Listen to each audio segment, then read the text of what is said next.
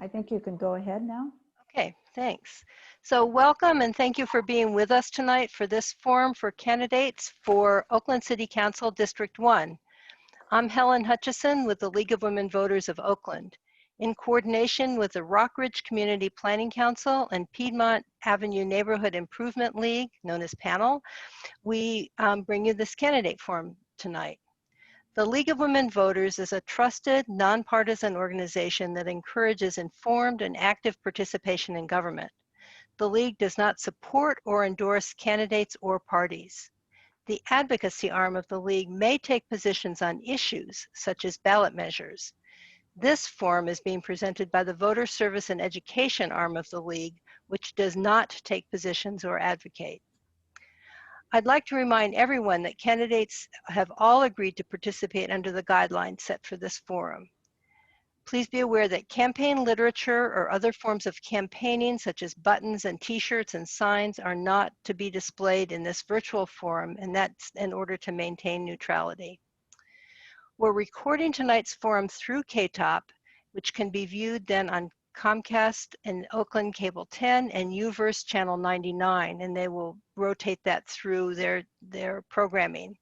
The session will also be available on the League's YouTube channel for the broader community to access, and you can find links on our website, lwvoakland.org, or through votersedge.org.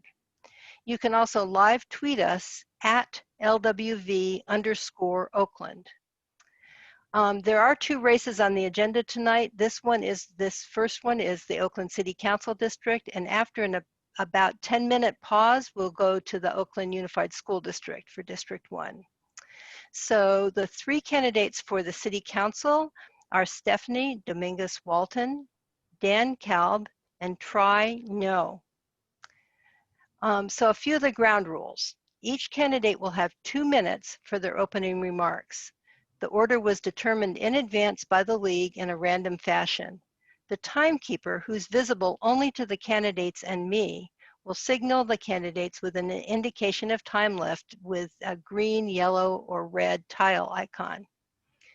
Questions were submitted in advance and were screened to avoid duplication and personal attacks. The order of answering the questions will be alternated, and each candidate will have 1 1/2 minutes to respond to each question. Again, the timekeeper will signal the candidates. There will be no separate rebuttals. However, candidates may choose to use some or all of their 1 1/2 minutes and the next question to rebut the response given by another candidate. Candidates do not have to use the whole time allocated. That may allow us to get to more questions. Following all of the questions, each candidate will have 1 minute for a closing statement. So we're going to now begin with opening statements, which are 2 minutes. And the first candidate will be Mr. Kalb. Thank you. All set to go? Yes. Okay. Hi, thank you so much for organizing this event. Appreciate the League of Women Voters panel and of course RCPC. I've worked hard over the past nearly 8 years to solve problems big and small in our city. For my entire adult life, I've been a public interest and social justice advocate and community activist. I came into being a council member as a public interest and environmental advocate, and I didn't stop being that after I got elected. I have decades of policymaking experience and government budget experience to continue and step up our collective efforts and address the serious challenges we have in Oakland today. And in fact, even before I was elected 8 years ago, I already had 20 years of such relevant experience.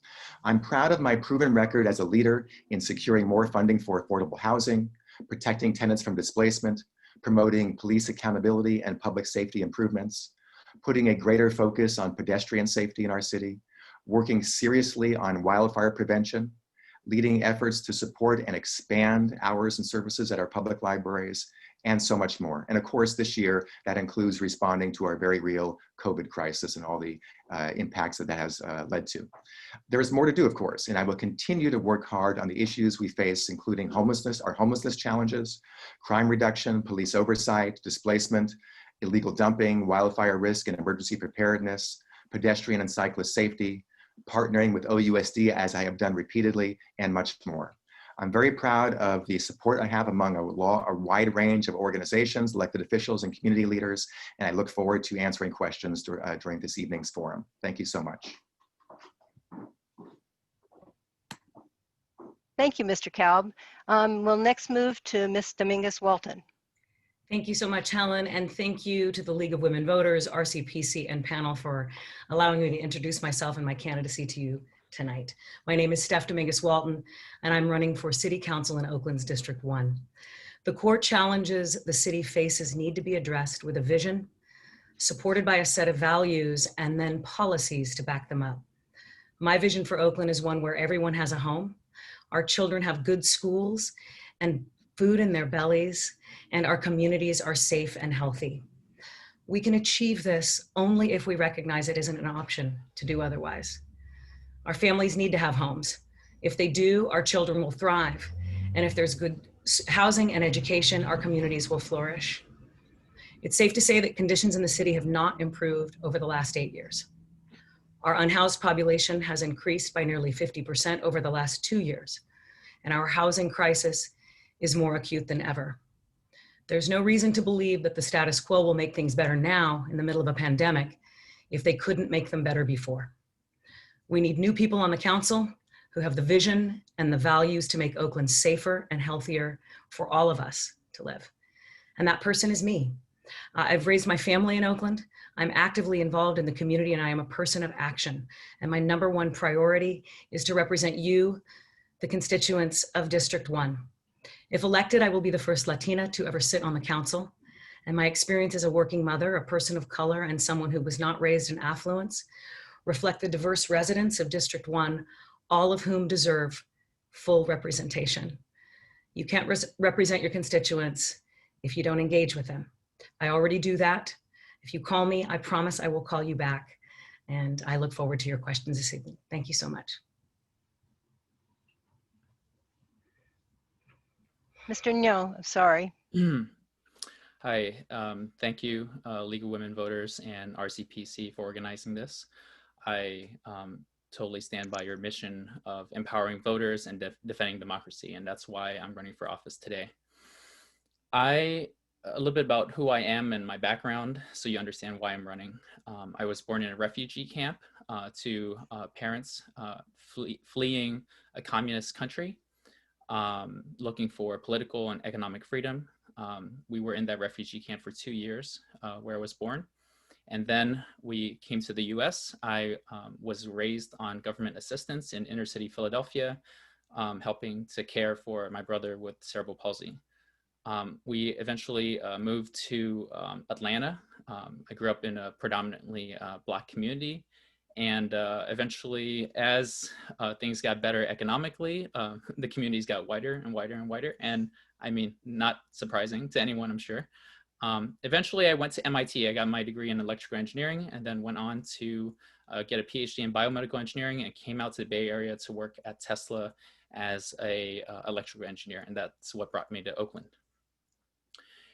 And I love Oakland because of the diversity here. It's unique. And I love the laid back attitude. It's who I am.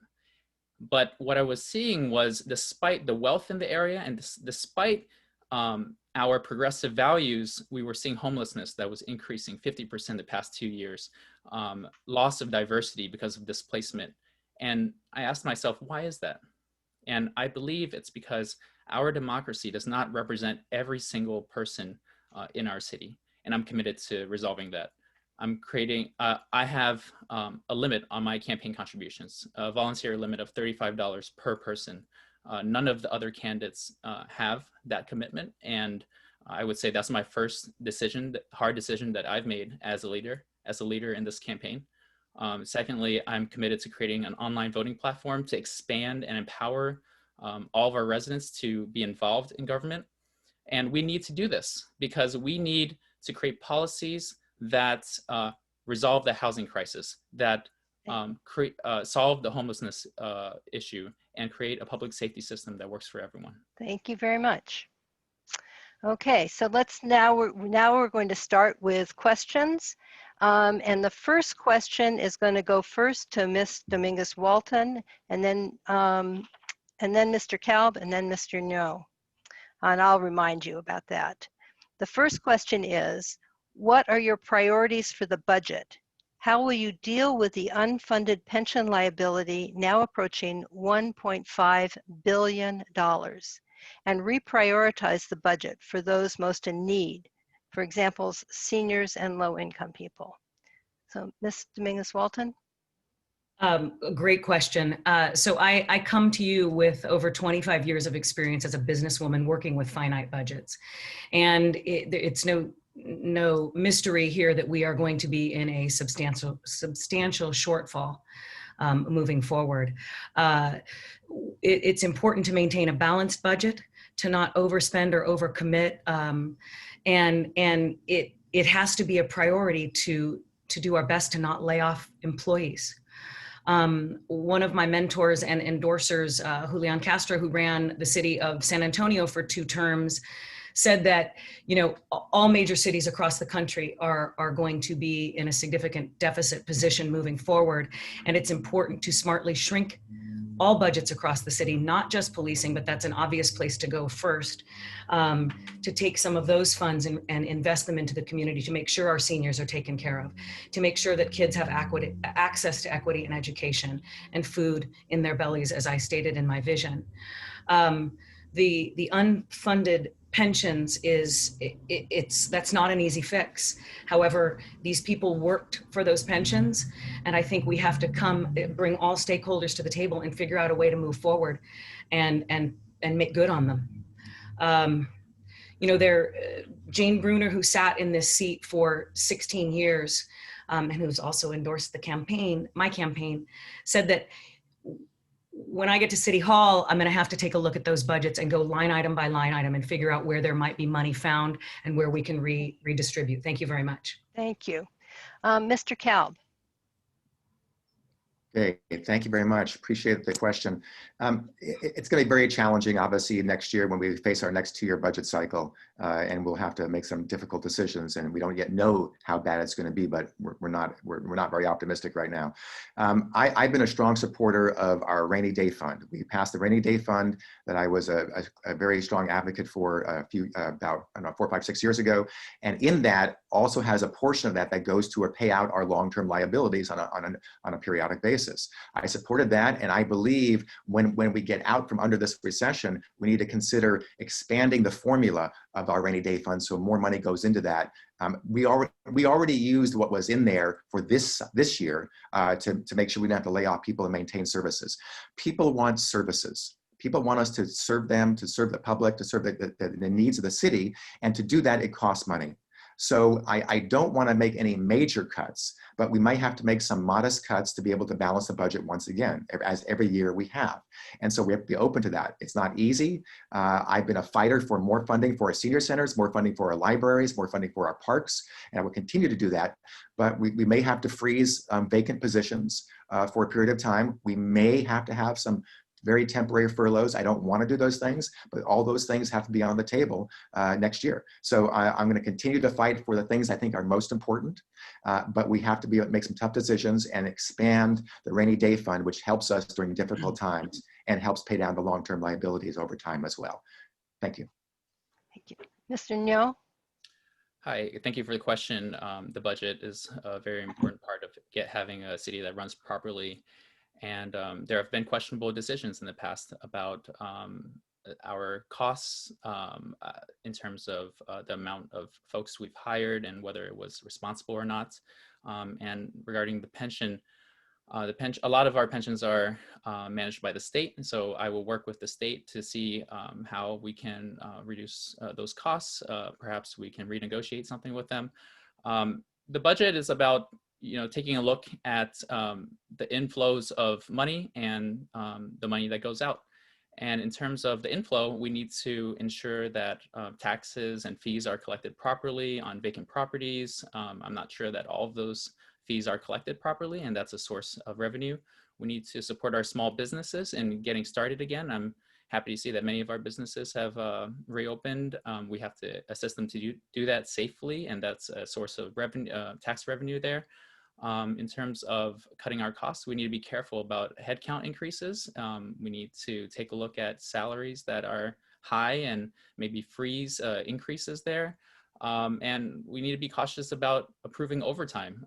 There are many employees that get a lot of overtime.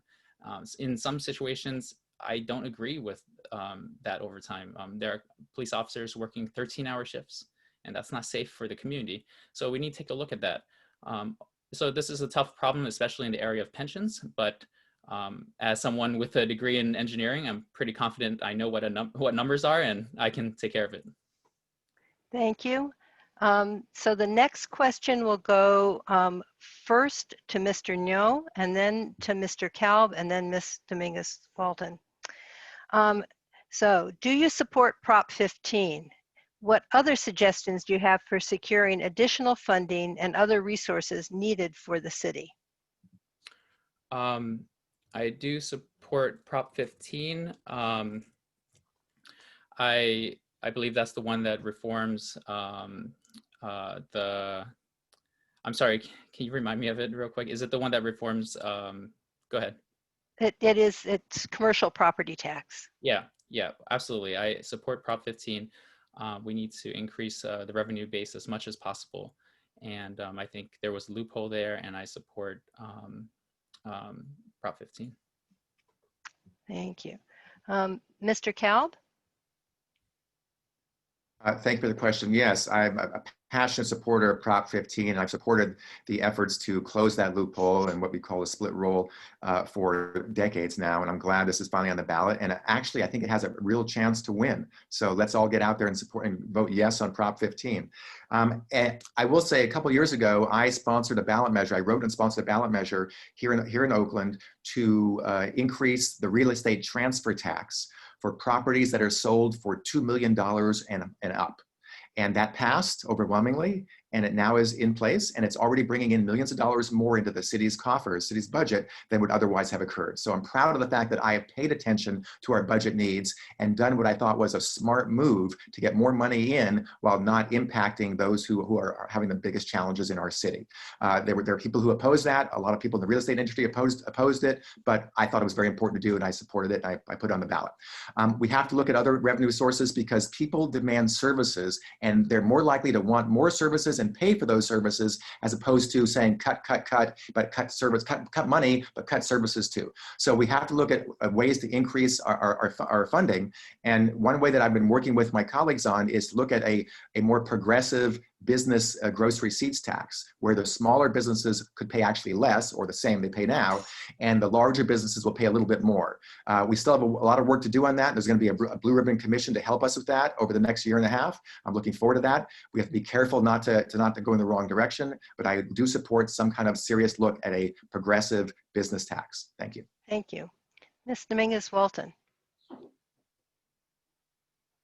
You're muted. Sorry about that. I support Prop 15, and here is why. A couple years ago, I began volunteering at Piedmont Avenue Elementary, which is a Title I school here in District 1. And shortly after I began volunteering there, I realized that children were going home hungry because OUSD had to cut the supper program at the beginning of the 2018 school year. So I organized my own supper program for that school with restaurant owners in the district and volunteers who live in the district. The school district denied me the ability to execute on that, but what they did do instead was 3 days later reinstate the supper program. They then went to the city council and asked the city council to fund a reinstatement of the program district-wide, which they did. I support Prop 15 because we should not have to fight to keep our children fed. It's going to be great for the community.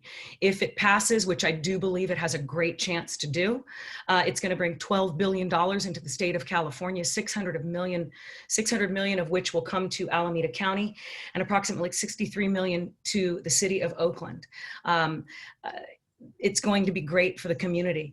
It's going to be great to not have to go to philanthropic donors, to have them fund the grab and go program during COVID. I've been delivering meals for the past 30 weeks in COVID, and that program would not be running if something like Prop Prop 15 was passed and that money was here in the city so that we could take care of our children. Thank you very much. So the next question is going to go first to Mr. Kalb, and then Mr. Nyo, and then Ms. Dominguez Walton. So what measures should the city take to respond to our homeless crisis? What do you see that's been effective? Please include in your response additional actions you think that you will take to help people find stable and safe housing and jobs. Mr. Kalb. You're muted. There we go. Thank you. I appreciate the question. Obviously, this is our biggest challenge. No doubt about that. We need to take, as we've started to do already, a three-pronged approach to our homelessness challenges and our homelessness crisis. One is prevention. We have Keep Oakland Housed and other programs or programs within that help keep people in their homes. If we could do that, that's the most effective and most cost-effective thing to do. We've kept literally hundreds of people in their homes. If we can triple that size of those programs, we could not only help people who are homeless, but prevent more people from becoming homeless, and the overall numbers will go down. That is the most cost-effective thing we could do. I've been a strong supporter of both public and private money to our Keep Oakland Housed programs in homeless prevention. That's one. Two, the encampment management. We need to do a better job at making sure we know where the encampments should be and where they shouldn't be, and keep the encampments that we do have as clean as possible. More frequent trash pickups, collections, servicing the porta potties more often, deep cleanings of every homeless encampment. I got more money in the budget to do that, but it's not enough. We have to up that even more. And three, the most important thing is more housing. I've been a leader on the council when it comes to affordable housing at all lower income levels, and as well as protecting our renters. We need to protect our renters to reduce displacement so more people don't become homeless, and we need to have more projects for affordable housing. I've been a leader in identifying projects, the dormitory over at the CCA, as you know about. There's the 2 projects in MLK and West MacArthur. I work hard for more projects to get more deeply affordable housing, and I will continue to make that a top priority as I have done in the past. Thank you. Thanks. Mr. Nyo? Yeah, it doesn't occur to me that we have a clear plan for solving the homelessness crisis. That's what got me to run for office. I see many vacant lots that aren't used, while we have ad hoc encampments all over the place that are being cleared, folks being moved from one place to another. And so what I'm committed to is ensuring that the needs of all of our residents are represented in our policies. And what I would do regarding homelessness is ensure that every houseless resident can be in a single location for a period of at least 2 years, where they can eventually get their lives together and transition to housing. What we need, and the most cost-effective way to do that is not to put them in hotels. That's not a long-term solution. It's not affordable to us. What we need to do is use our tax money as effectively as possible. And to do that, I would suggest converting these vacant properties into supported encampments where there's regular trash pickup, sanitation, electricity, internet access. And that's the most cost-effective use of our dollars. And that can be done immediately. We need to lobby Caltrans property. Caltrans has been clearing many encampments, and we need to apply political pressure, and I would do that by increasing engagement and asking for their support in this. Thanks. Ms. Dominguez Walton. So I want to speak to an encampment that's in District 1 now that was just cleared out. It's on Caltrans property, and it's known as the Giraffe Encampment, where there were approximately 40 unhoused Oakland residents living under a freeway. Caltrans put fencing up around that property. I think it was September 18th. There was no coordination with the city to relocate the people who were living in that space before. Many of them relocated to an adjacent underpass a block away, and others are now living on a sidewalk that's directly in front of residences and businesses. The blight is spilling over into the street. So, we need we need deep cleaning. We need regular trash pickup. It's not happening now. It's unacceptable. It's unacceptable for the people who are unhoused, who are making do underneath freeways during a pandemic, during wildfire season, where it's impossible to breathe, where many of us who have homes have closed our doors and windows and are able to stay secure. We have over 24 acres of public land that I believe needs to be used for public purposes. And I support what Tri brought up, which is supervised encampments. Let's get folks to a place where there's 24-hour crisis management. Let's coordinate and co-govern these sites to get people out from underneath freeways and into safe spaces immediately. Thank you. So this next question is going to go first to Ms. Dominguez Walton, and then Mr. Nyo, and then Mr. Kalb. What advice and help would you give to the mayor and the new police chief to fix the chronic problems of the OPD? What ideas or models from other jurisdictions would you bring to that discussion as part of the newly formed task force on re-imaging public safety? Again, I want to look to my mentor, Julian Castro, who long before George Floyd's murder took place had written a comprehensive plan that bans chokeholds, that bans carotid holds, that talks about getting rid of qualified immunity.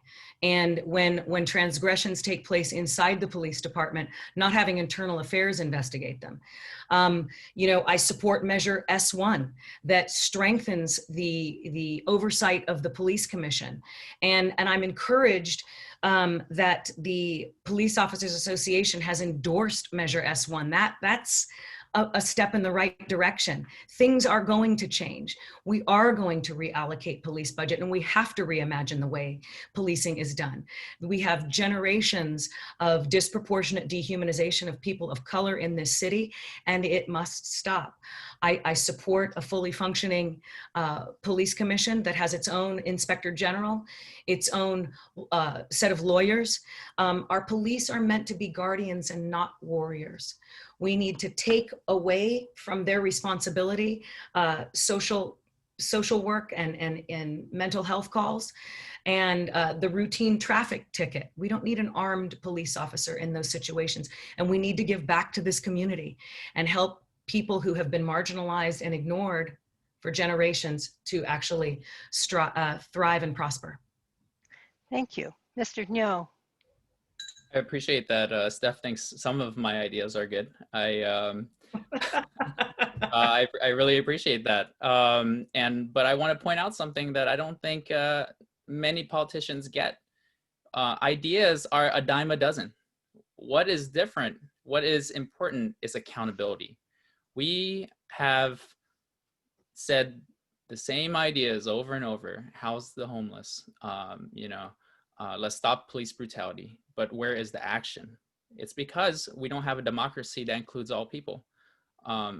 Most campaign contributions come from a tiny fraction of the population. That impacts, where that money comes from impacts the urgency with which we address these issues. 9 out of 10 folks don't know who their council member is. That impacts the accountability and the urgency with which we address these issues. So my advice to the mayor regarding policing is restore trust with the people. In our government, let's restore trust. And what that means is let's have police in situations where they are unarmed and they're interfacing with the community. I've heard neighbors talk about a program where they pair up police officers with high school students. That's great for the officer, great for the student. Let's restore trust. And I want to focus OPD on addressing root causes of crime and violence in our communities. So I support the Reimagining Police project. And what I would do is let's take a look at the data. Where can we use our money most effectively to address the root causes? Thank you. Mr. Kalb. Thank you for the question. I not only support S1, I was one of the people who wrote the measure S1 on the ballot this year to strengthen and give more resources to our police commission. I also was the principal drafter of Measure LL 4 years ago that created for the first time a civilian oversight, a police oversight commission in Oakland. And I was the one originally who put forward the idea of having a civilian inspector general in Oakland and putting it through and having it work under the commission, not under the police chief. We took a while to get there, but this measure to this year is going to make that happen. I'm very proud of that. That's a best practice, and I want to make sure that that happens and happens well. There's more we need to do. I want to make sure, and I'll tell this to the police chief, I'll tell this to my colleagues, I'll tell this to the mayor. Whatever kind of reimagining or cutting or reallocating or changing the budget, we cannot, and I will not vote for anything that cuts the investigations division. Investigating serious and violent crimes is one of the most important things OPD should be doing and has been doing to some extent. And we can't cut that. It's already understaffed. We actually need to bolster that the best we can. Investigation division for serious and violent crimes is very important, and I've helped get more money in the budget in my first term to actually bolster that area, and I don't want to take that away and go backwards. But there is some need of reimagining and making sure that our police department focuses on things that OPD and sworn officers need to focus on, the more serious and violent crimes. We need to have a growing alternate first responder model so the lower level crimes can be dealt with by people who are not sworn officers with guns. A lot more violence prevention strategies, funding, and more beyond that. Thank you. Thank you. So I'm now going to turn it over to my colleague, Jody Nunez, for the next set of questions. Jody, and for a hint, your first question should go to Mr. Kalb first, and then Ms. Dominguez Walton, and then Ms. Munoz. Okay, so the first question for Mr. Kalb is, what should the city be doing to reduce the risk of wildfire in the city's hillside properties? Do you favor keeping or removing eucalyptus in the hills? Can you hear me? Yeah. Thank you, Jody, for that. Good to see you. Yeah, I've been engaged in wildfire prevention since the first day I took office, if not before. We are actually in the process of just finishing our new vegetation management plan. I pushed to get money in the budget to actually do that plan. It's now finished, going under environmental review, and I will make sure the best we can that we have some money available one way or the other to actually implement that plan. And that's one of the most important things we need to do to reduce wildfire risk for the residents here in Oakland. Two, I worked with my previous colleague in District 4 to make sure that the narrow streets up in the hills are kept clear. And we put that into place, enforced parking restrictions, and that was a success story. There's more to do there as well. Yes, I do support the cutting of many eucalyptus trees. Not all of them, but many of them should be cut appropriately in the right places in order to reduce fire risk. They are not native trees. They are known as matchsticks, really, and they do not need to be in our hills for the most part. And while we could keep some here and there, I think a good chunk of them, literally tens of thousands of them, should be cut down to improve wildfire risk in our hills. I will continue to work very closely with the Oakland Fire Safe Council, with our residents throughout the hills area, to make sure that we continue to be strong advocates of action with our fire department and our nearby jurisdictions. I've been meeting on a semi-regular basis with East Bay Regional Park District, City of Berkeley, UC Berkeley on wildfire issues on Grizzly Peak and down below. We have a lot to do, and I will continue to be a leader when it comes to wildfire prevention. It's very, very important. Thank you. Thank you. And did you say it was Try next? Stephanie. Okay, Stephanie next. Sorry. Okay, thanks, Jody. So this is obviously on everybody's mind here. I mean, we've had go bags packed for months now. I think the eucalyptus trees are definitely for the experts to decide, and I will defer to them. We need our plan. It's been sitting there. We've been waiting for an actual plan on vegetation management, but I think we need to clear the underbrush. We need to make sure that unhoused residents are not living in spaces that are in danger of wildfire. We need, that's come up quite a lot recently. We need to, I have a friend who's an Oakland firefighter, and he said we need to establish a defensible space. So residents of Oakland need to be aware of vegetation that exists around their homes, and they need to make sure that plants are not hanging in the eaves or dry trees are not encroaching on their property, because what a firefighter does is they come to a situation where there's fire, and they assess the situation based on a person's defensible space. If you've got dry trees in your eaves, they're going to go to a house that they know they can save. That's how they evaluate. We need to make sure that people are educated with respect to defensible space and what's their exit plan. There are some members of this community, seniors, who may not be, actively engaging with Alameda County via text. And we need to make sure that they're ready to go in the event of emergency, and that we communicate with them on a regular and effective basis. Thank you. Thanks. Thank you. Try. So many residents are concerned about fire safety in the hills, and I am concerned as well. And I think what they're saying is, let's not forget about the lessons of the past. I want to make sure my voice is heard. And I think this question has come up a lot because they don't feel like their voice is heard. I've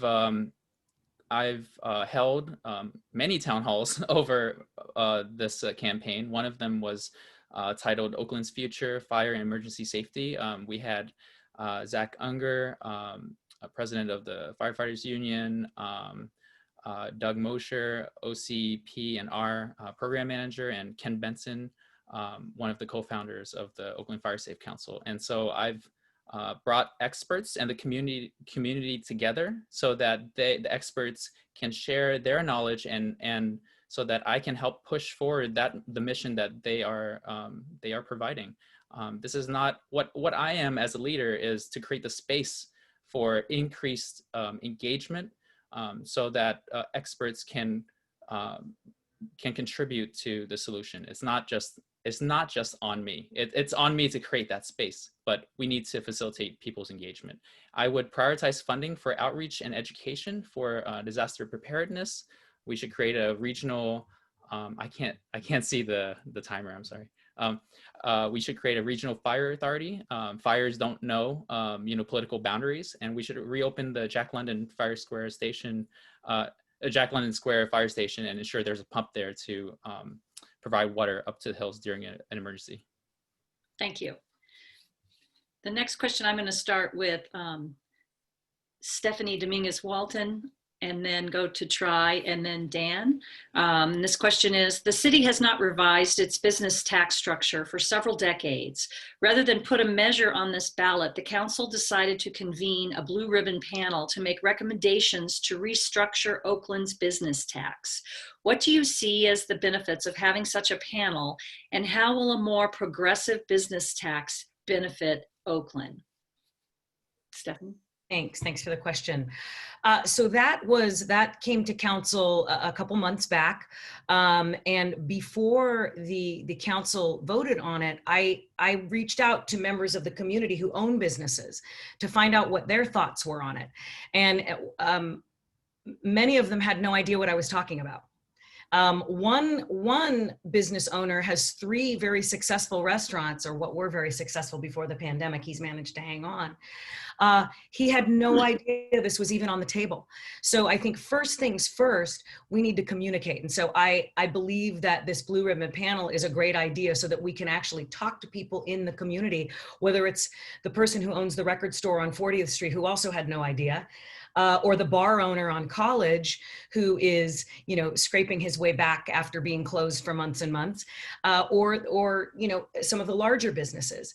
But it is a way to generate more income for the city. It's something that we've got to find ways to do that. But if we can do it in a thoughtful manner with communication and transparency, then I stand in favor of it. Thank you. I think I said Try, yes. Yeah, okay.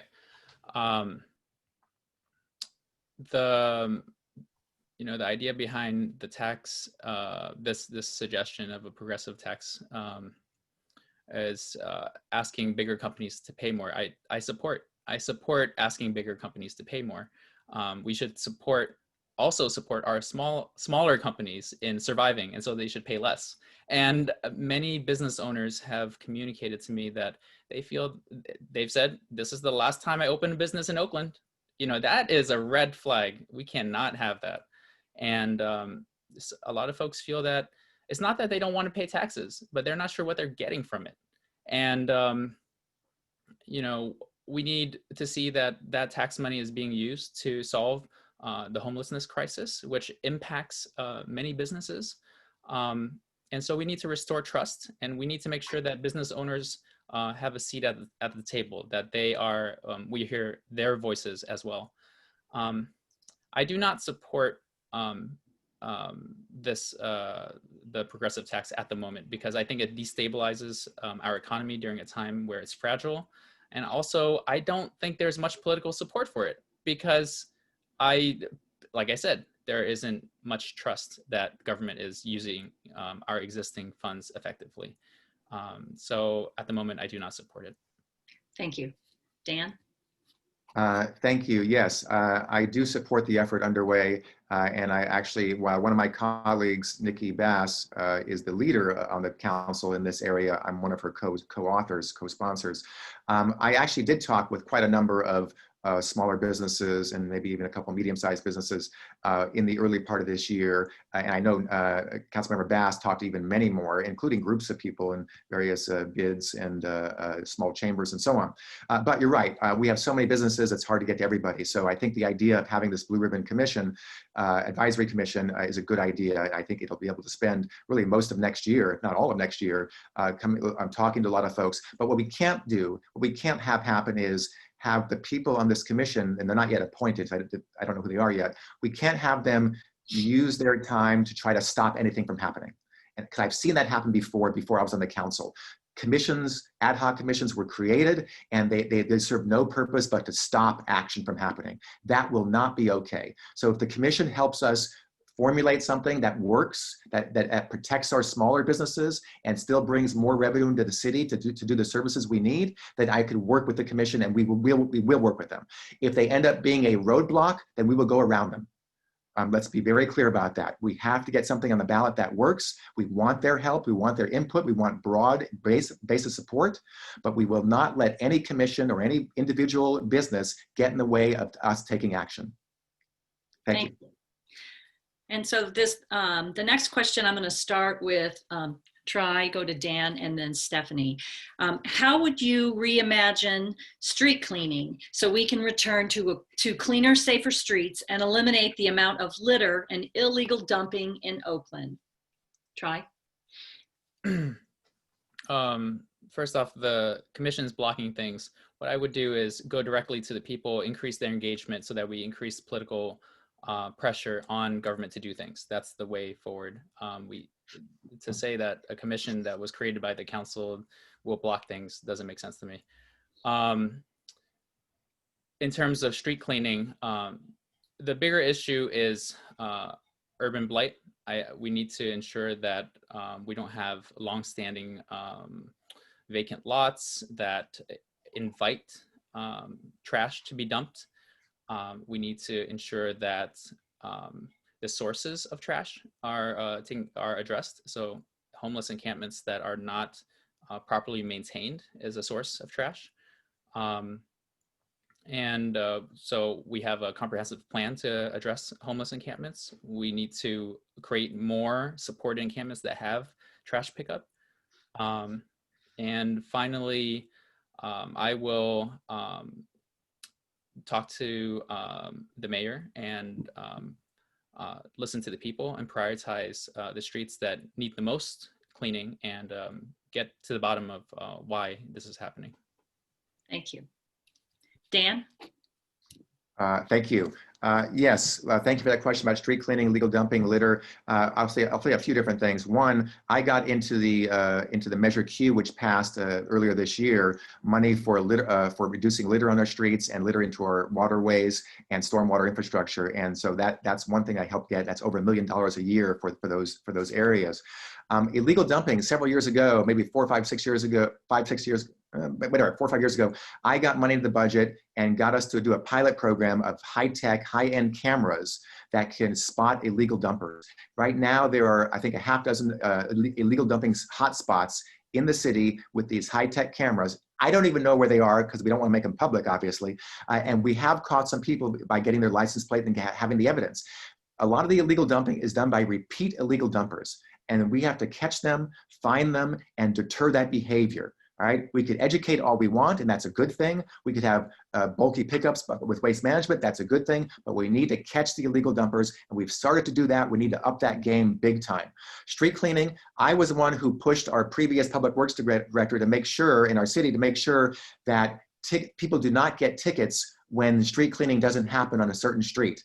I realize sometimes it still happens, but most of the time we do not ticket people when there's no street cleaning on that street for that day. It's not perfect, but we're actually helping, making sure people don't get dinged when they're not supposed to. A lot more, part of the reason not enough streets get cleaned when they should is because we don't have the staffing and the equipment to do it all as much as we'd like. We need more funding. That's going to be a challenge, but we have to focus on illegal dumping and litter and reducing litter. Thank you. Thanks, Dan. Stephanie? So we voted for Measure Q, but that money isn't being used for what we thought it was going to be used for. And that's a problem. We can't keep going back to the community and asking them to pay for another measure that isn't going to address the problems for which the measure was written. If we can relocate our unhoused to public lands and use them for public purposes, we can begin to address the blight and our streets will be cleaner. You know, Public Works has to execute on that, but you know, if we have more housing, we'll have cleaner streets. It's just, it'll happen naturally. But we need to begin addressing that. So, you know, we have to address our acute housing problem, and we have to work in conjunction with Public Works, and we have to take the funds from Measure Q and use them for what they were intended to be used for. Thanks. Thank you. All right, I think this is going to be the last question. So I'm going to start with Stephanie, and then Tri, and then Dan. And this question is, what characteristics and qualities of effective leadership do you possess that set you apart from the other candidates? Stephanie? So I come from a business background, and I spent the majority of my adult life in the radio and television industry.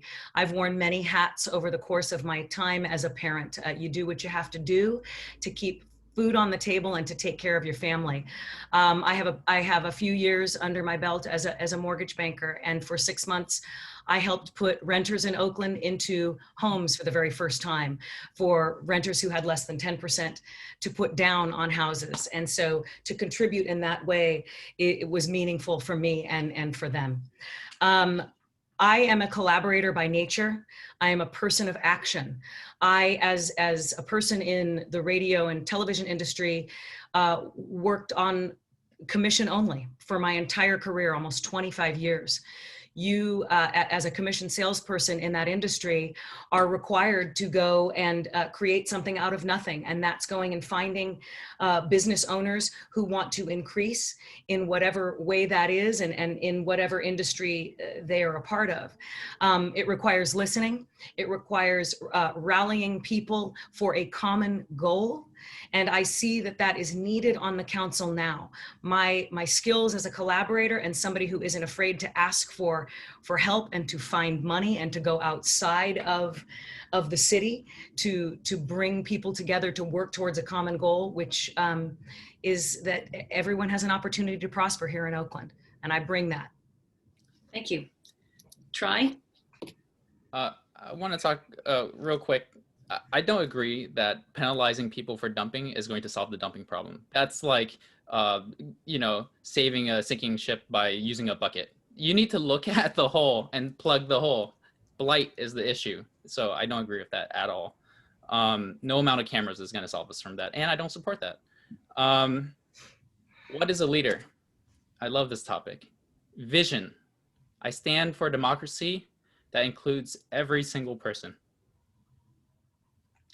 That's what sets me apart from the other candidates. Vision. Second, integrity. I am my word. $35 per person. I made that decision and I'm sticking to it. And it's because of my vision. Finally, listening.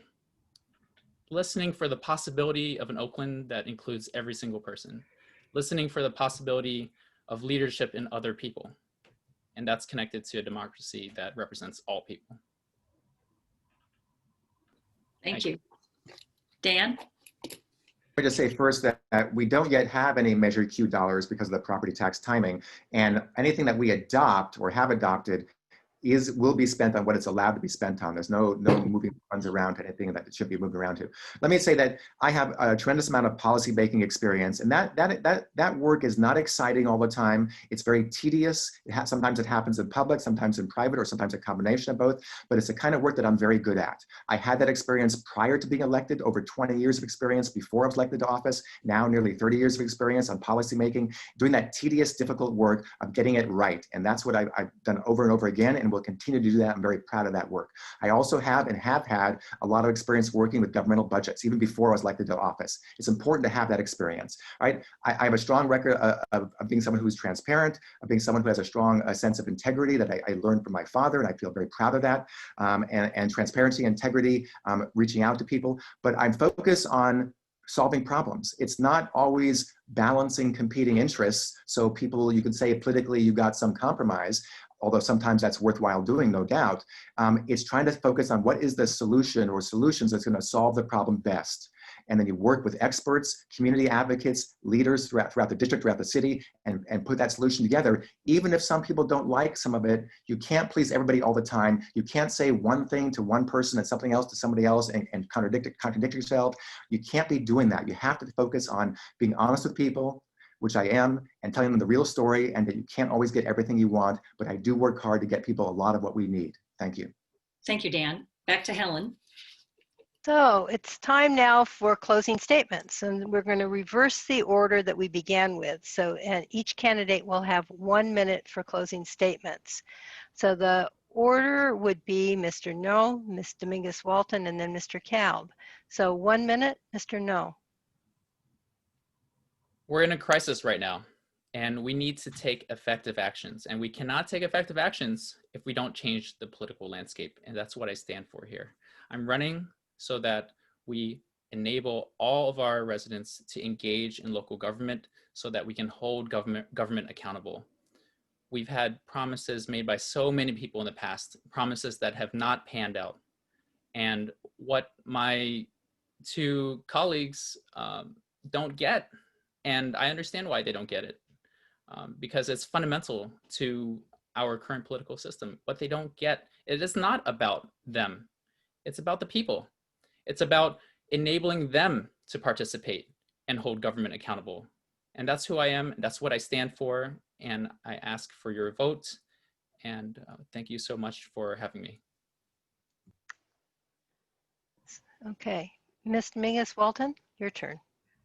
So my vision for Oakland is a city where everyone has a home, where every child has equal access to resources in their education and a full belly when they leave school, and communities that are safe and healthy.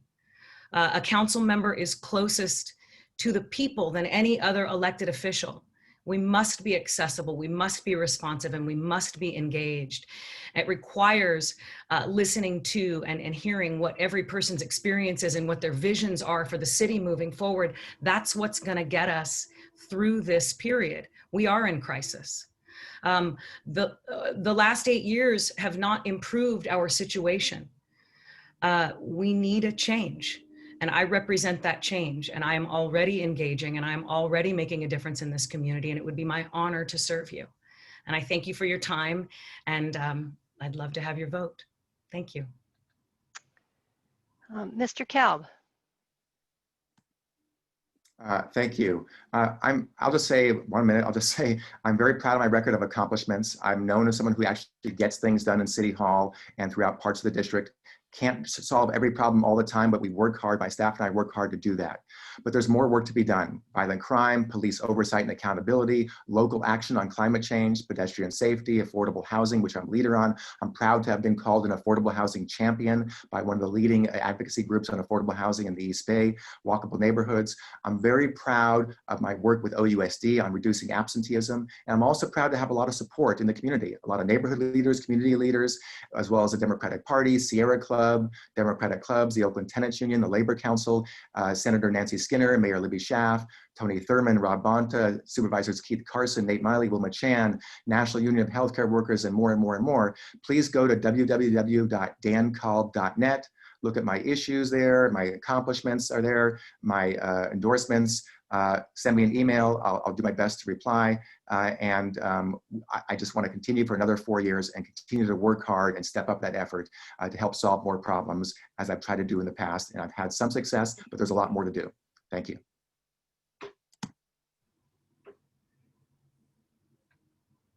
Oops. And thank you to the League of Women Voters. Yes, on behalf of the League of Women Voters of Oakland and our co-sponsors, the Rockridge Community Planning Council and panel, I want to thank the candidates for running for office and for participating this evening. I also want to thank the audience for attending and meeting the candidates.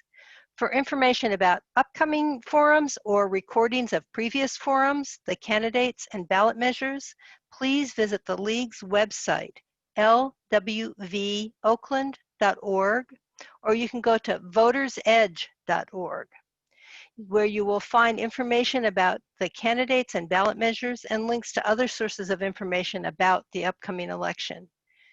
Members of the League of Women Voters do the hands-on work to safeguard democracy. While we never endorse a candidate, we are directly involved in shaping important issues to keep our community strong. If you'd like to be involved with the men and women helping make democracy work, it's easy to join the League. We encourage you to visit our website at lwvoakland.org. You can also visit us on Facebook and follow us on Twitter. You can look for the League's Oakland Easy Voter Guide, which will be inserted in the October 14th edition of the East Bay Express. The deadline to register to vote is October 19th. If you've moved or changed your name or want to change your party affiliation since you last registered, you need to re-register by October 19th. Online voter registration is available at the Secretary of State's website, sos.ca.gov. Remember to vote either by mail or at the vote centers, which will be open on October 31st for early voting. Please encourage your family, friends, and neighbors to vote. So this forum is now concluded. We're going to have a short pause and we will start the forum for the school board candidates for District 1 at 7:10. Thank you all very much. Thank you. It was great. Thank you so much. Thanks. Thank you so much. Bye-bye.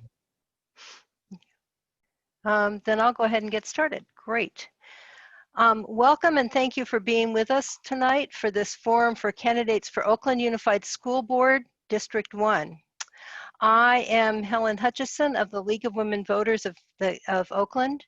In coordination with the Rockridge Community Planning Council and the Piedmont Avenue Neighborhood Improvement League, or panel, we bring this candidate forum to you tonight. The League of Women Voters is a trusted, nonpartisan organization that encourages informed and active participation in government. The League does not support or endorse candidates or parties. The advocacy arm of the League may take positions on issues such as ballot measures. This forum is being presented by the Voter Service and Education arm of the League, which does not take positions or advocate. I'd like to remind everyone that the candidates have all agreed to participate under guidelines set for this forum. As part of that, campaign literature or other forms of campaigning, such as buttons and t-shirts and signs, are not to be displayed in this forum in order to maintain neutrality. We are recording tonight's forum and it will be viewed on KTOP, which is on Comcast Oakland Cable Channel 10 and UVerse Channel 99. The session will also be on the League's YouTube channel for the broader community access. And you can find links to all of this on our website, lwvoakland.org, or through votersedge.org. You can live tweet us at LWV_Oakland. This race is for the position of the school board director for District 1. Prior to tonight's forum, candidates were asked by the League's Education Committee to complete an in-depth questionnaire on their campaign. Those questionnaires can be found on the League's website under Learn Who's Running for School Board. There are 3 candidates running for this position. They are Austin Danhouse, Sam Davis, and Stacy Thomas, who is not feeling well and won't be here with us tonight. We have a short statement to be read that will be read as part of the opening statements. So let's go over a few of the ground rules. Each candidate will have 2 minutes for their opening remarks. The order was determined in advance by the League in a random fashion. The timekeeper, who's visible only to the candidates and me, will signal candidates with an indication of time left with a green, yellow, or red tile. Questions were submitted in advance and were screened to avoid duplication and personal attacks. The order of answering the questions will be alternated, and each candidate will have 1 1/2 minutes to respond to each question. The timekeeper will signal candidates as they did before. There's no separate rebuttals. However, a candidate may choose to use some or all of their 1 1/2 minutes to rebut a response given previously. Candidates do not have to use all of their time allotted, and this may allow us to get to more questions. Following all of the questions, each candidate will have 1 minute for a closing statement. So let's begin with opening statements, which will be 2 minutes. And our first candidate is Sam Davis. Sam?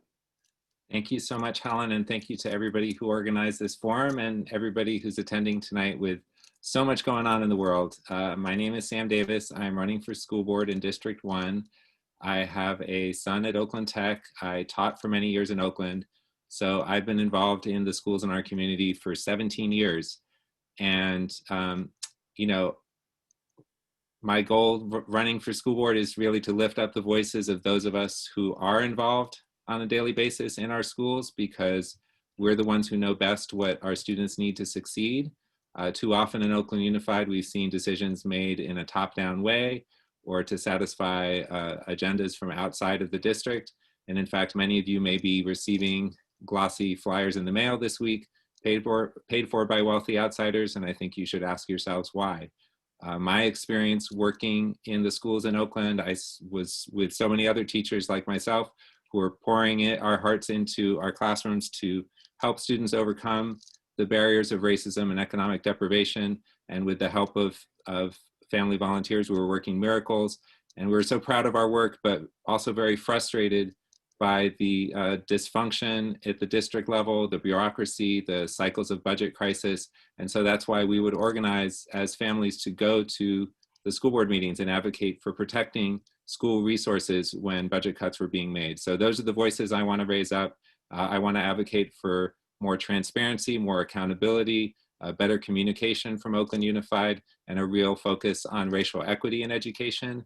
I'm proud to be endorsed by the County Democratic Party, the Teachers Union, OEA, the County Labor Council, Assemblymember Rob Bonta, County Superintendent Karen Monroe, Supervisor Keith Carson, a whole list of other endorsements, individuals and elected officials and organizations, but I'm most proud to be supported by individual teachers and families from every public school in District 1. Thank you. Mr. Danhouse. Thank you so much to everyone who helped pull this event together tonight. I'm really looking forward to the conversation. My name is Austin Danhouse. I'm a candidate for school board here in District 1. And I'm running because I believe that we need leadership on the school board that is more focused on meeting the needs of our students than they are on making decisions based on the political interest of adults in Oakland. As the son of working class parents, I'm fortunate to be the first person in my family to graduate from college. And so I know firsthand the way that education can change the trajectory of a person's life. That's partially why I've spent my entire career, through my work and through volunteerism, fighting to ensure the promise of public education is a reality for all students, regardless of the neighborhood that they grow up in. I believe this election should be about who is most qualified to make the decisions that will lead to a healthier OUSD, one where high academic achievement is the norm, where parents are engaged, where teacher retention is high, and where trust is restored between the community and the school board. As a former third grade public school teacher, I helped students who came to my classroom reading on the kindergarten reading level catch up to their peers in just 1 year. As a former state and federal policy advocate, I fought to protect services for special needs students and expanded funding for English language learners. As a faculty member currently at the Prison University Project at San Quentin, I've served incarcerated learners working towards their dream of a college degree. And as an advisor to education nonprofits, I've helped bring mindfulness to schools and raise graduation rates for students of color all across this country. As a small business owner, I know how to manage responsible budgets that will help the district reach its goals. I think that's the kind of experience that we need on the school board. And I'm proud to be supported by a number of Oakland leaders, including Mayor Schaaf, a majority of the current school board, George Holland, the president of the NAACP Oakland chapter, and a diverse group of educators and families all across District 1 who believe in experienced, students-focused leadership that can keep us moving in the right direction. I'll focus on student outcomes, end racial inequality, and invest in our teachers as your board member. Thank you. And next, we're going to have a statement by Stacy Thomas read. So, Hi, Pat. my name is Pat Rayburn, and Stacy submitted this today, and I will go ahead and read it. I have spent the past year and a half working with Action 2020 and Oakland Not for Sale, two groups of dedicated education justice activists. Our goal is to elect candidates in each of the 4 districts that will consistently vote no on closing our public schools, and to work collaboratively with parents and teachers to help make voices heard that historically have not been heard. Kaiser Elementary and Roots Academy were closed in 2 different communities where they fought very hard to keep their schools open, the cost savings being the justification for the disruption to a community. Yet a study from the National Education Policy Center indicates that it ends up costing money to the district when students leave and funding goes with them. Back in 2003, the district was approximately $35 million in debt, a debt amount that other cities were allowed to finance with bond funds. Yet for Oakland, a loan was imposed on the district by the state for $100 million, 3 times the amount needed. As a result, fiscal crisis management team was installed to overrule our locally elected board due to a loan which was never requested and poorly accounted for. I will fight back against the legitimacy of that loan and the control being imposed. I have 30 years of accounting experience, including budgeting by objectives. I can use that experience when working with the OUSD $600 million budget and to help create one that supports equity and community schools. I'd like to see funding allocated to department heads responsible for specific projects and report at the board meetings what is working and what is not. I'd like to see a racial justice department added to the OUSD to find ways to promote equity in how school funding is allocated. They would work with the Black Teachers Project to promote the recruitment, hiring, and further support of teachers of color within the district. They would be available to take comments and suggestions from people across the district to identify and implement ways to make our schools and the options they offer more equitable. Thank you. Thanks, Pat. So now we're going to move to questions. And the first question will go first to Mr. Danhouse and then to Mr. Davis. A recent Oakland Side article noted that no single board member has decision-making power. Only the governing body can make decisions. This implies that being able to collaborate is important to being a board member. Can you describe a concrete example of when you collaborated well with others who had very different opinions from you? So, Mr. Danhouse? Yeah, thank you so much. Being in education for the last 12 years has meant that I'm often in situations where I'm working with groups who see the way forward really, really differently. One of the most important experiences was working on a policy issue. As I said, I worked on state and federal education policy. And one of the most important issues that I worked on was in Texas, actually, where I grew up. I grew up in a small town near the Gulf Coast. And there was an issue there where because of a teacher shortage, we weren't able to ensure that every student who had special needs, who had an IEP, were getting the services that they needed. And there were complicated reasons for that. It was because of a teacher shortage. It was because of lack of funding for those programs that had been cut year over year. It was because we were trying to ask the teachers that we did have to manage too many cases. And it was because in parts of the state, like many places we have, even here in California, it was difficult for people to drive to the schools, given the distance between schools, to effectively manage that caseload. And so as a part of that process, we worked with state leaders, Republicans, Democrats, union members, educators, education professionals, to build a long-term plan that ensured that every single student was going to get the services they need, that we were going to train highly qualified teachers, that we were going to pay those teachers well, that we were going to partner with families on designing a plan for effectively implementing that. And I think that that approach to collaborative problem solving is exactly the type of leadership that Oakland needs right now. Thank you. Mr. Davis? You're muted, Mr. Davis. Yeah, I was thinking about the Friends of Oakland Public Schools Committee that I'm a member of, which is advocating for the school bond Measure Y. And I want to thank the League of Women Voters for endorsing Measure Y. I think it's a really important measure. But I serve on that committee with, people from Jessica Stewart is the director of Go Public Schools, Jamoka Hinton Hodge, who, they've both endorsed my opponent here. And so we've had some spirited conversations. Shanti Gonzalez, who has endorsed me, is on the school board, and she's also on that committee. So, there's a wide range of individuals on that committee from different political perspectives. But we all figured out how to work together to advocate for this school bond, which we all feel is important for repairing the schools in Oakland. We had some pretty big disagreements about, for example, the oversight measures that the school board did end up passing that I helped advocate for that will increase oversight over the bond money in Measure Y. I think it's important to have our citizen volunteers who are on that oversight committee really participating strongly in making sure that money is well spent so we don't repeat the mistakes of Measure J, the last school bond. But even though we disagreed about the oversight issues, as soon as those were passed, I was proud to endorse Measure Y, and I'm excited that it's going to be on the ballot, and I hope it passes. Thank you both. So this next question will go first to you, Mr. Davis. The role of a school board member is a policymaker, a budget decision maker, and supervisor of the superintendent, and not to interfere with the superintendent's responsibility to actually run the school district and manage personnel. What makes you qualified to serve as a school board member? And would you be able to respect the difference in roles? Please identify any particular strengths, experiences, and skills that you will bring to the board. So, Mr. Davis.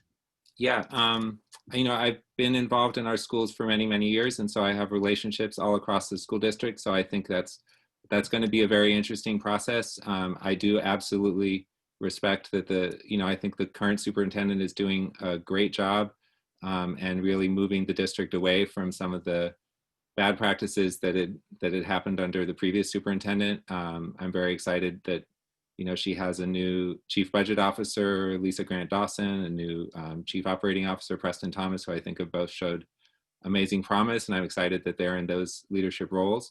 I think in terms of my personal experience, I've been on the board of a community organization called Faith in Action East Bay, formerly known as Oakland Community Organizations, OCO. And I've been on the board for, 8 years. And definitely there's been times where I have disagreements with the executive director, but, you have to understand your role as a director to set the general, strategy and policy of the organization and not micromanage. I think that is absolutely true. Thank you. Mr. Danhouse? Yeah, so, first as it relates to managing people and managing a budget, I've been a small business owner for a number of years. I'm proud to be based here in Oakland. And in that work, I get to partner with education foundations and nonprofits.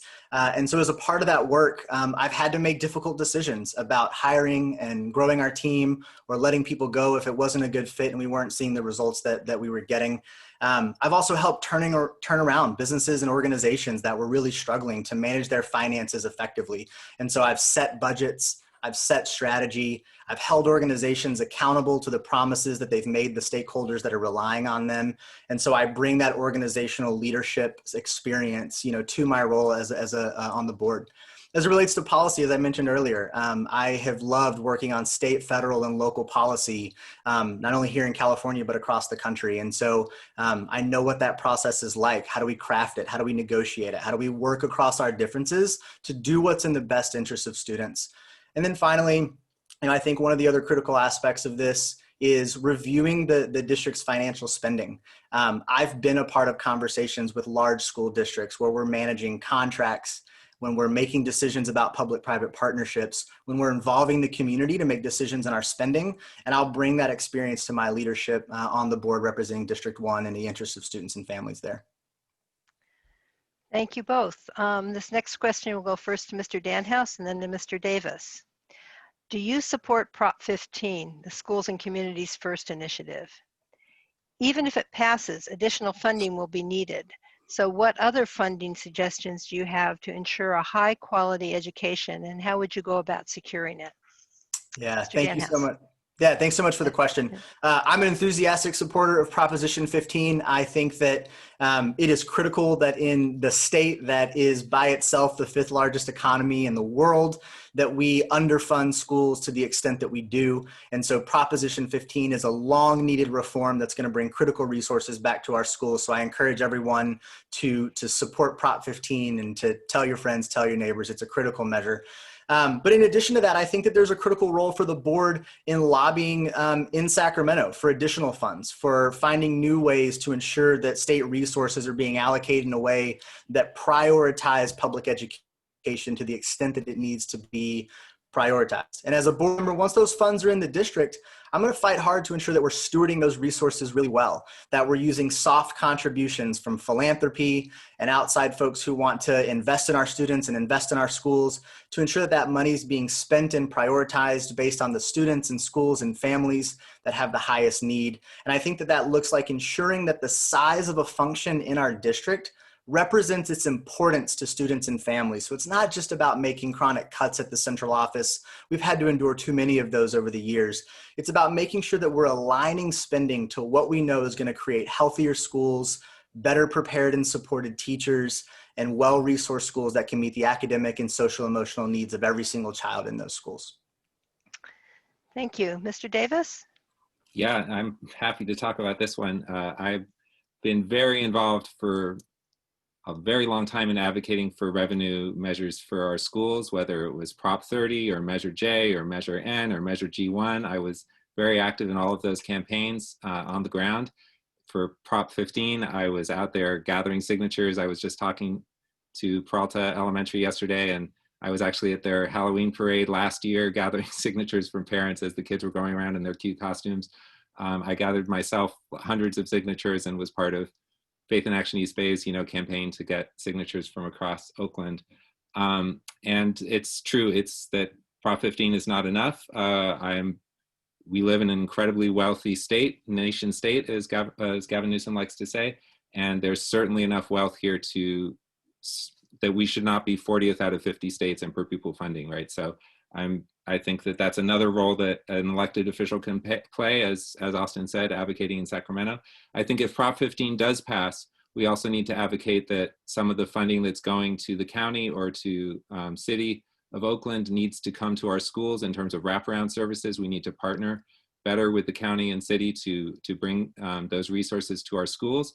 And I also feel that if we're talking about reallocating public safety money to social services, the schools are an important place where young people have a lot of experience with public safety issues and need support and can play a role in making our community safer. Thank you.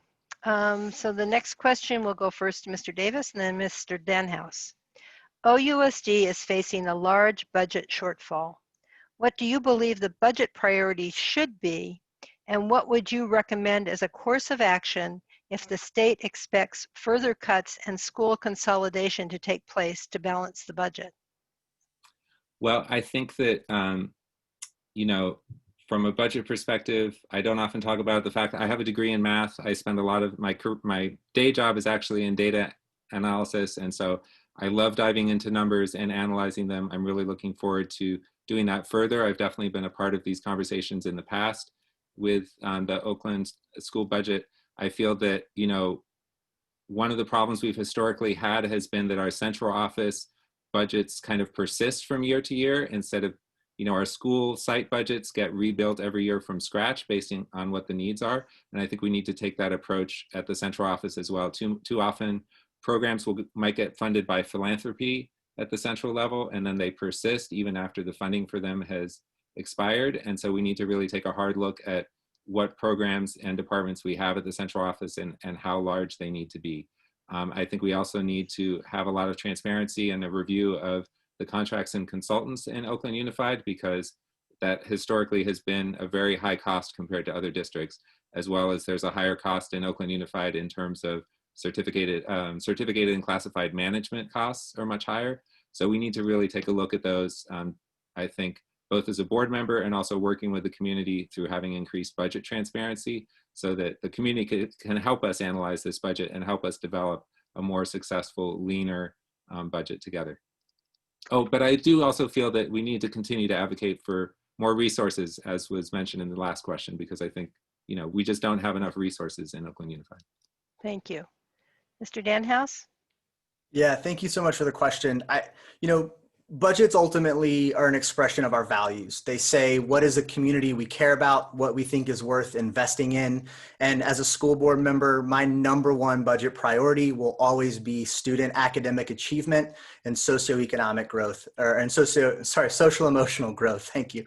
I think that we have to keep that the main thing in our decision making, especially as it relates to literacy. We have a literacy crisis in our district. 1 in 5 Black students are reading on grade level.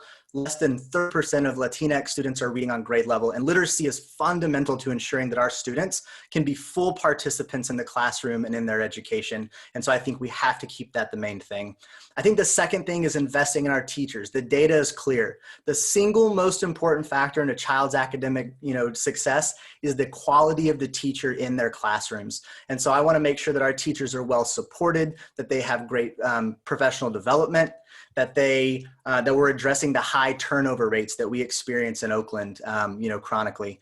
I also think that we have to invest in parent engagement, making sure that our parents are partners in their child's education and in the development of incredible schools. And as a school board member, my policy priorities will always be to bring them to the table and to work closely with them in developing that. And so I think if we can keep those values, those places we invest at the center of our decision making, we can continue to see Oakland continue to improve as a district that meets the needs of those families and students.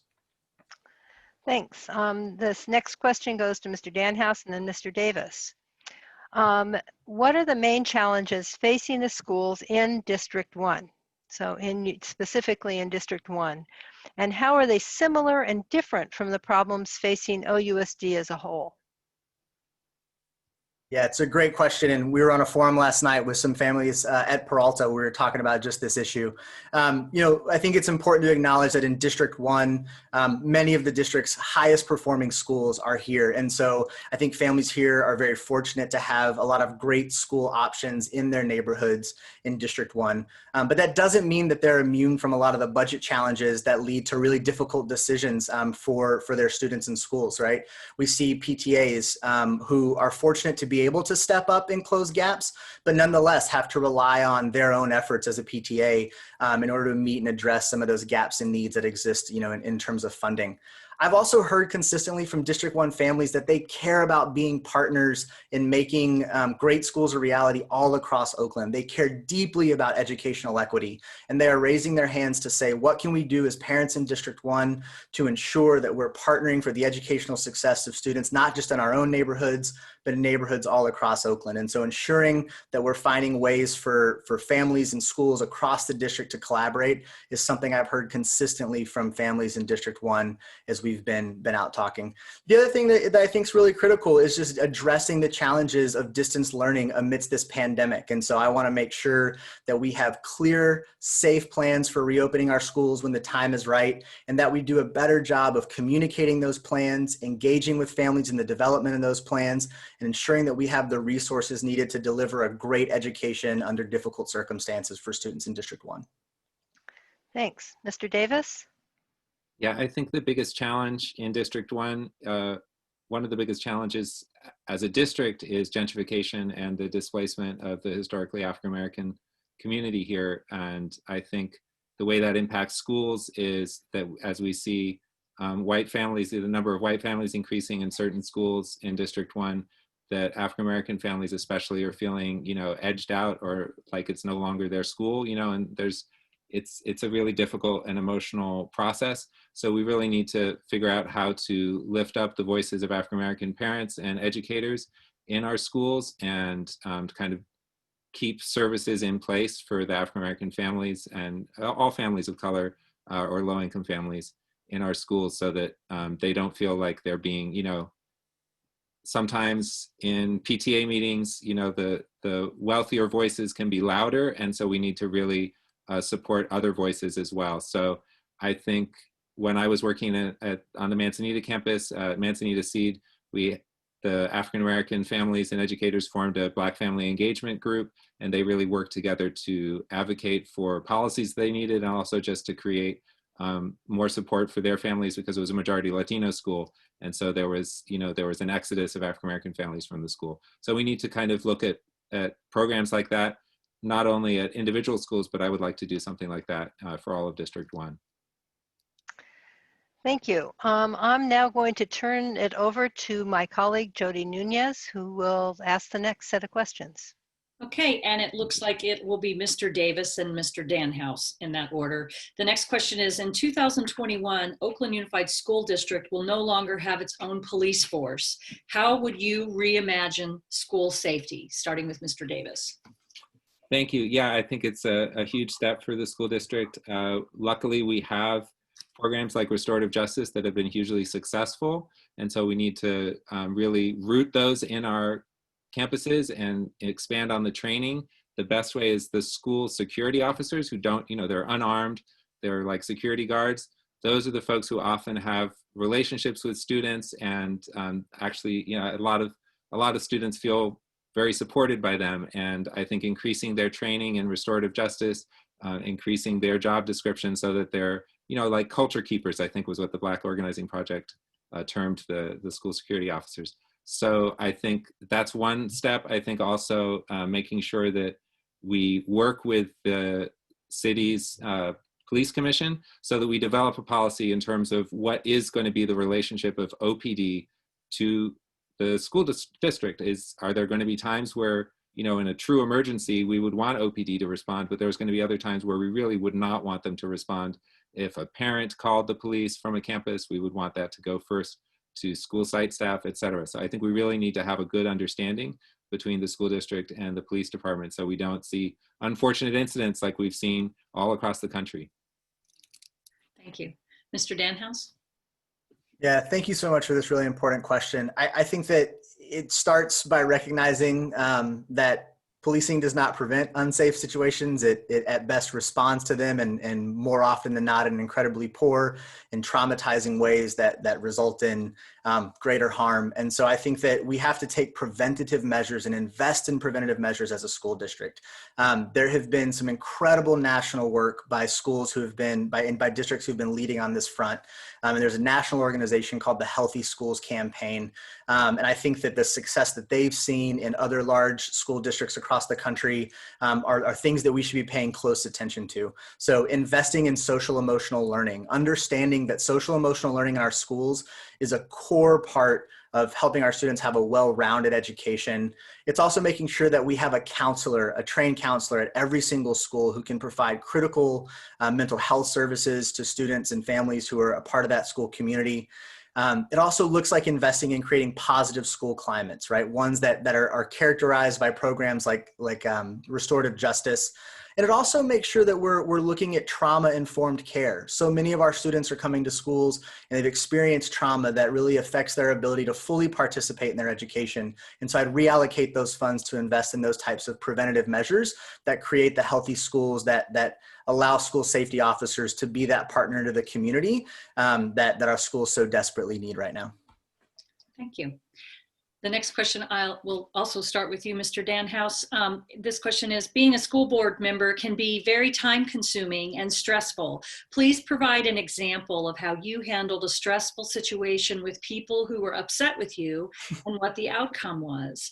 And as a school member, board member, would you be able to make decisions that were unpopular with groups that endorsed you? Yeah, absolutely. I think the second part of that question is the most important part, and I want to address it first. Absolutely. I think that my responsibility, the responsibility of any board member is, as I've said repeatedly throughout this campaign and to, even in this conversation tonight, is to make decisions in the best interest of students. And I will be unwavering in my commitment to do what's right for students.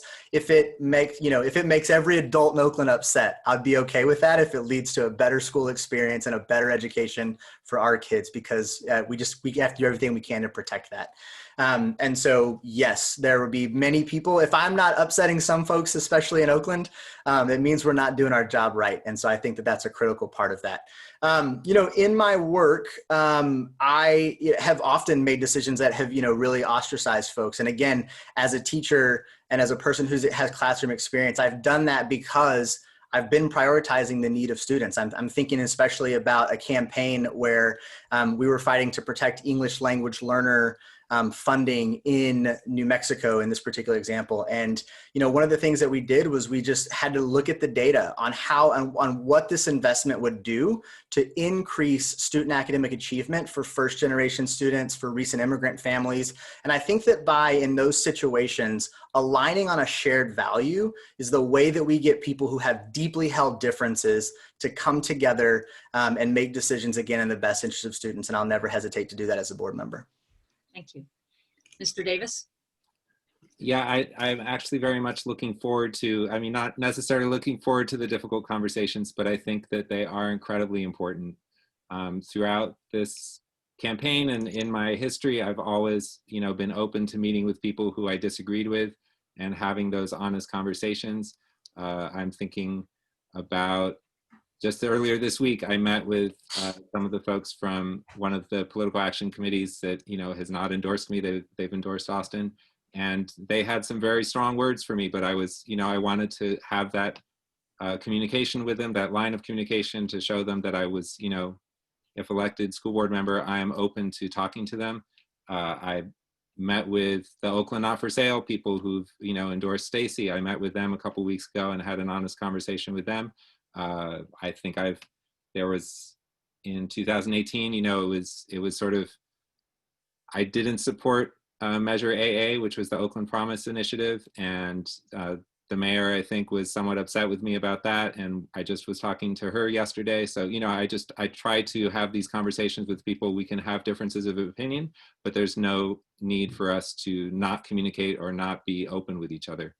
So I've definitely will look forward to continuing having those conversations. I think I will definitely be willing to, have honest conversations with the teachers union about what changes I think need to be made. And I'm sure there will be moments where we will disagree, but I really appreciate their support right now. Thank you. And I think we're getting close. So this is going to be the last question. And I'm going to start with you, Mr. Davis.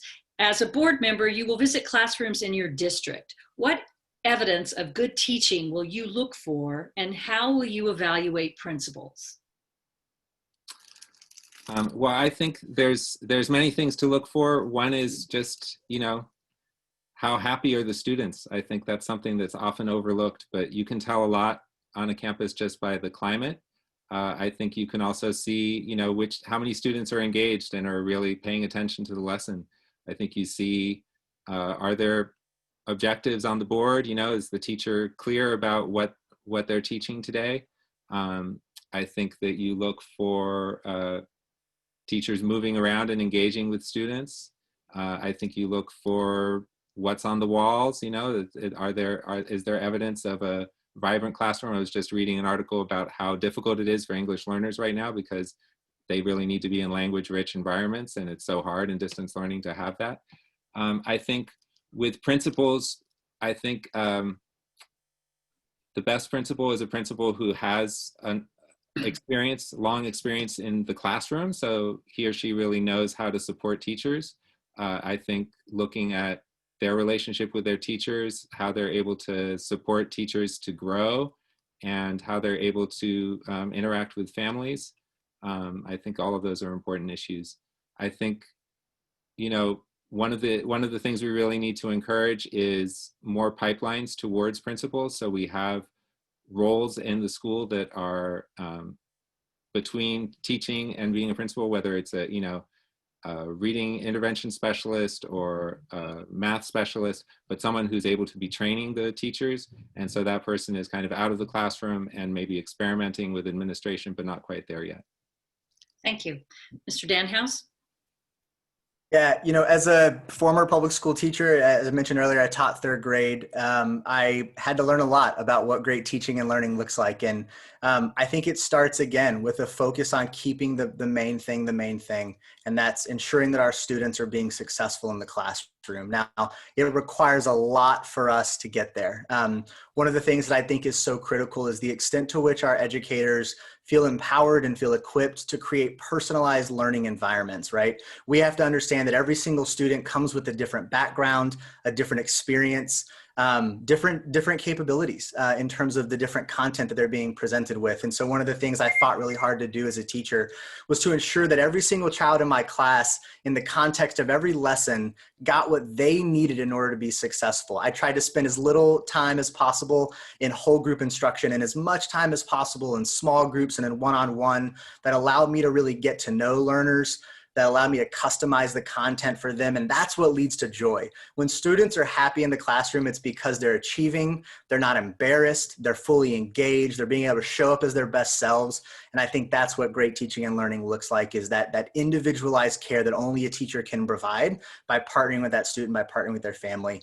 And as it relates to principals, I think that we need to support principals who are creating a school environment where everyone is collaborative and we're ultimately delivering on the promise of a good education to students and families. Are we creating a well-rounded curriculum? Are we resourcing every classroom? Are we engaging parents in that work as we go? And that's how I'd evaluate them. Thank you. Helen? Okay, so now it's time for the candidates to make their closing statements. We're going to go in the reverse order that we began with. Each candidate will have 1 minute for a closing statement. And so the first statement will come from Mr. Danhouse. Yeah, 1 thanks minute. again. Thanks again to everyone who helped organize this event and to everyone who showed up. It is so grateful for your time and your engagement on these really critical. We just got our ballots in the mail and we literally are at the bottom of the ballot. So thank you all for caring so much about this. I just want to end in saying that what has motivated me to run for school board has been a commitment to ending the political divides that I think have really gotten in the way of parents and families and leaders in this community that, as I think Sam and I have experienced throughout this campaign, have way more in common than we do things that divide us. We may differ sometimes in how we get there, but I think one of the biggest challenges in Oakland is that we have let the politics of the schools get in the way of us doing what we know is in the best interest of students and teachers and families. And so I ask for your vote as a person who will do everything they can to keep students at the center of that decision making, to stay above the political fray, and to continue to move Oakland and our public schools in the right direction for the sake of our students. Thank you. Mr. Davis. Thanks. And yeah, I just want to encourage everyone to vote for Democratic Party endorsed candidates all the way from Joe and Kamala at the top to me at the bottom of the ballot. I do hope to bring a fresh voice, a different perspective. We see so much waste in Oakland Unified, honestly. I would advocate for, getting our central administration out of its expensive office building in 1000 Broadway and out to vacant spaces at school sites as soon as possible. I would advocate for more transparency, for more accountability, for better communication, and really for putting racial equity at the center of our district in terms of helping education for all of our students from the hills to the flatlands. So please do vote for Sam Davis. You can visit my website, samdavisforoaklandschools.org, or give me a call at 510-328-3656. Look forward to being in touch. Thank you so much. Thank you both. On behalf of the League of Women Voters of Oakland and our co-sponsors, the Rockridge Community Planning Council and panel, I want to thank the candidates for running for office and for participating this evening. I also want to thank the audience for attending and meeting the candidates. Please use the League's website, lwvoakland.org, to be able to see each candidate's individual response to the League's Education Committee questionnaire that the school board's candidates have completed. For further information about upcoming and also about recorded forums, the candidates and ballot measures, please visit the League's website, again, lwvoakland.org, or go to votersedge.org. You'll be able to find information about candidates and ballot measures and links to other sources of information about the upcoming election. Members of the League of Women Voters do the hands-on work to safeguard democracy. While we never endorse candidates, we are directly involved in shaping important issues to keep our community strong. If you'd like to be involved with the men and women helping make democracy work, it's easy to join the League. We encourage you to visit our website at lwvoakland.org. You can also visit us on Facebook and follow us on Twitter. The League's Easy Voter Guide for Oakland will be inserted in the October 14th edition of the East Bay Express. The deadline to register to vote is October 19th. If you've moved or changed your name or want to change your party affiliation since you last registered, you need to re-register by October 19th. Online voter registration is available at the Secretary of State's website, sos.ca.gov.